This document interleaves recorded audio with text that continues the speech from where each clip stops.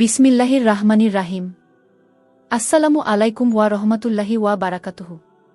প্রিয় দর্শক, আপনি কি এমন কোনো দোয়া কবুলের জন্য ব্যাকুল যা অনেক দিন ধরে মনের মধ্যে লালন করছেন? আপনি কি চান আল্লাহ যেন আপনার প্রয়োজন পূরণ করে দেন? তাহলে আজকের এই ভিডিওটি আপনার জন্য। আজ আমি আপনাদের জন্য নিয়ে এসেছি একটি বিশেষ আমল যা বহু বুজুর্গ ব্যক্তিদের পরীক্ষিত।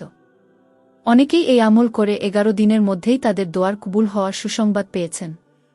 ইনশাআল্লাহ, আপনি যদি শর্ত মেনে করেন তবে আপনার জন্যও এটি ফলপ্রসূ হবে। তবে মনে রাখবেন, এটি কোনো হাদিসে বর্ণিত আমল নয়, বরং এটি বুজুর্গদের অভিজ্ঞতালব্ধ একটি আমল। তাই এটি সুন্নত বা ওয়াজিব নয়, বরং নফল হিসেবে করা যায়। কিভাবে করবেন এই আমল? এই আমল শুরু করতে হবে বৃহস্পতিবার দিবাগত রাত থেকে। 11 বার ইস্তেগফার, আস্তাগফিরুল্লাহ। 11 বার দরুদ শরীফ, যে কোনো দরুদ। 11 বার আয়াতুল কুরসি। আবার 11 বার দরুদ শরীফ।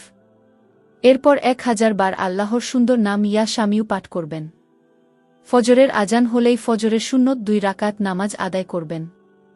এরপর আবার 11 বার দরুদ শরীফ, 11 বার আয়াতুল কুরসি ও 11 বার দরুদ শরীফ পড়বেন। তারপর ফজরের ফরজ নামাজ আদায় করবেন এবং মুনাজাত করে আল্লাহর কাছে আপনার মনের দুঃখ ও প্রয়োজন জানাবেন। এই আমলটি টানা 11 দিন করতে হবে। প্রতি রাতে তাহাজ্জুদ পড়া বাধ্যতামূলক, কমপক্ষে 2 বা 4 রাকায়াত তাহাজ্জুদ নামাজ পড়তে হবে। ইনশাআল্লাহ, আল্লাহ যদি চায় তাহলে এই আমলের মাধ্যমে আপনার দোয়া কবুল হবে। অনেকেই এই আমল করে 11 দিনের আগেই তাদের কাঙ্ক্ষিত ফল পেয়েছেন। আলহামদুলিল্লাহ। এই আমল করার সময় পূর্ণ বিশ্বাস ও একাগ্রতা থাকতে হবে।